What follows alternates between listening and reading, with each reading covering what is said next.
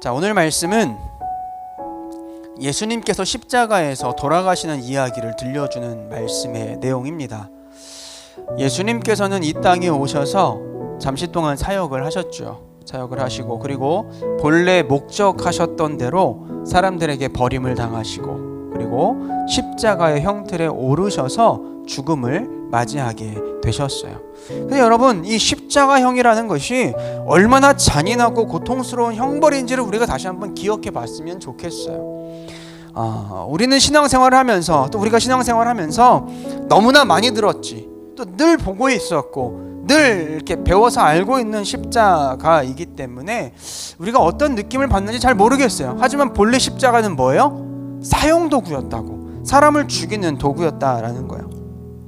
그것도 사람을 쉽게 죽이지 않고 서서히 질식해서 죽게 만드는 아주 잔인한 사형도구였어요.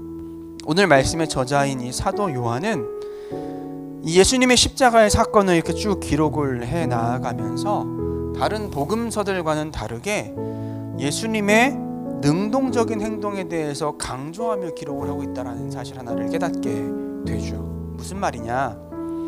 다른 복음서들에서는 이 동일한 십자가의 사건을 수동태로, 즉 예수님께서 타인에 의해 끌려다니시는 것처럼 기록하고 있는 것에 반해 오늘 우리가 보는 요한복음의 기자인 사도 요한은 이 사건의 내용을 주님의 능동적이고 의지적인 행동인 것처럼 묘사하고 있다는 거예요. 오늘 요한복음 우리가 보는 이 말씀에는 어떻게 나오냐면, 예수님께서 자신이 매달릴 십자가를 직접 지고 가셨습니다 라면서 능동적인 부분으로 묘사를 하고 있다라는 거예요. 주체가 누구예요? 예수님이라는 거예요. 예수님이라는 거. 자, 그러면 왜 요한이 이렇게 표현한 걸까? 여러분, 여기엔 중요한 목적이 있습니다. 그것은 이 가슴 아픈 십자가의 사건 속에 예수님의 자발적인 일하심이 있었음을 이 성경 기자가 강조하고 싶은 거예요. 자, 그러면 왜 예수님께서는 이 십자가의 길을 그렇게 선택하셨고 걸어가셨느냐라는 거예요.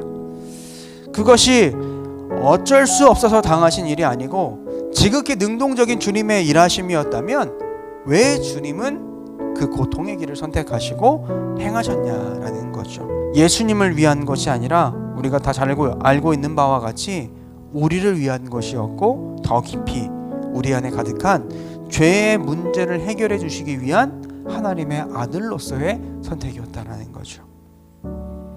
여러분, 주님은 무고한 분이셨어요. 그렇죠?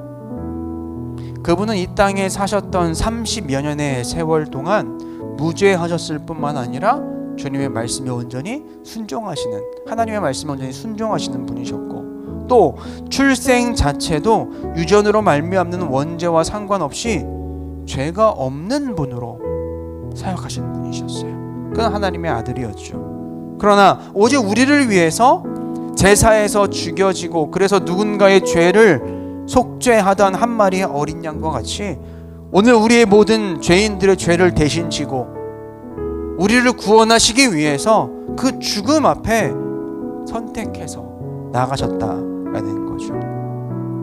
여러분, 그래서 오늘 우리는 이 십자가의 예수님을 믿고 바라봄으로 구원을 누리게 된 것이고, 또한 그래서 오늘 우리가 이 십자가를 귀하게 여기고 그 위에 오르신 주님을 귀하게 여기는 것이죠.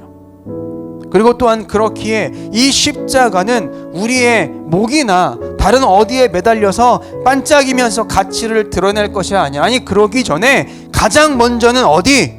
우리의 마음 깊숙한 곳에 매달려 있어야 하는 거예요.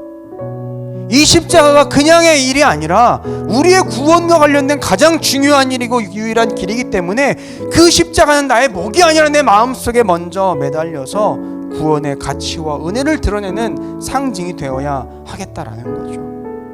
여러분, 우리가 그래서 이 십자가와 그 위에 우리를 위해 오르신 그 주님을 더욱 기억하고 묵상할 수 있게 될 수 있기를 간절히 소망합니다. 아멘.